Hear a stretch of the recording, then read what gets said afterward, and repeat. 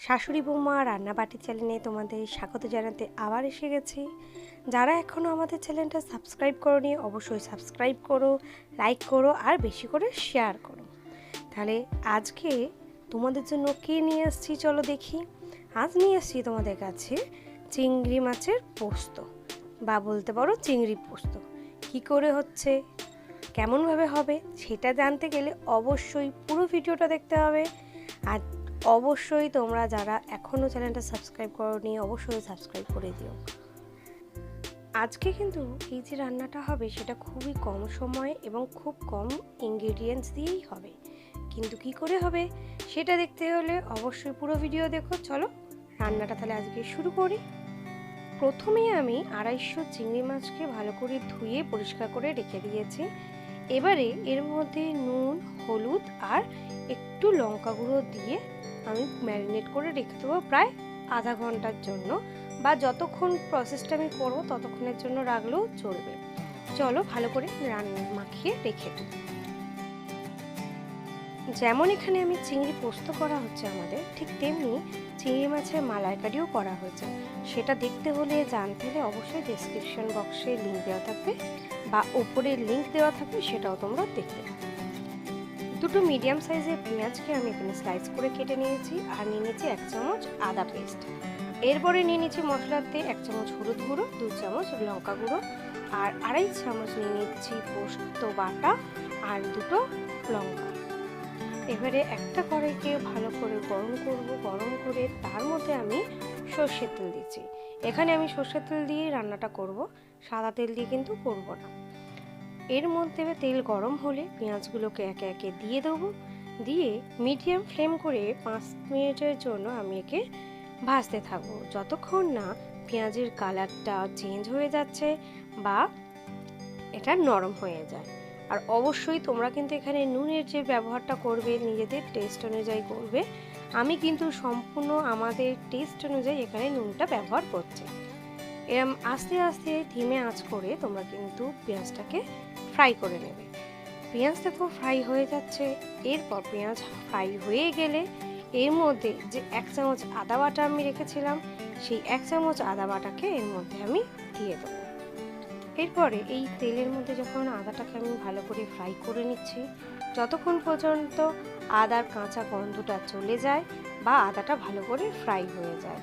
দেখো আমার ভালো করে আদাটাকে ফ্রাই করে নিয়েছি।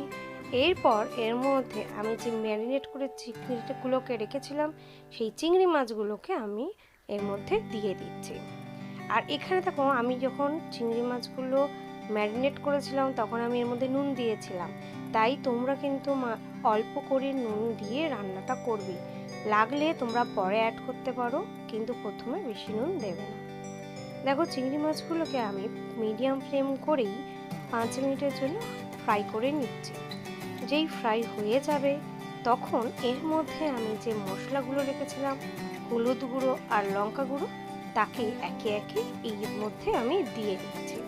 আর দিয়ে অল্প অল্প জল দিয়ে আমি একে কিন্তু কষাতে থাকবো যতক্ষণ পর্যন্ত না মশলা থেকে মশলার গন্ধ চলে যায় বা এর থেকে তেল বেরোচ্ছে, ততক্ষণ পর্যন্ত একে আমি কষাতে থাকবো অল্প অল্প জল দিয়ে। তোমরা যদি ভালো করে ভিডিওটা ফলো করো তাহলে দেখতে পাবে আমি রান্নাটাতে কিন্তু খুব কম ইনগ্রিডিয়েন্টসও দিচ্ছি আর খুব তাড়াতাড়ি কিন্তু রান্নাটা আমি করে ফেলবো।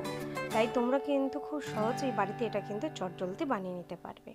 দেখো যে মশলাটা কষানো হয়ে গেছে, তারপরে কিন্তু আমি যে পোস্ত বাটাটা রেখেছিলাম সেই পোস্ত বাটাটাকেও এর মধ্যে আমি দিয়ে দিয়েছি।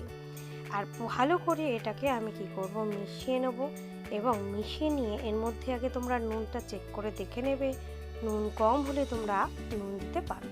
আর চাইলে তোমরা অল্প চিনি দিতেই পারো, আমি এখানে কিন্তু চিনি ব্যবহার করছি না, সম্পূর্ণ চিনিটা তোমাদের নিজেদের উপর।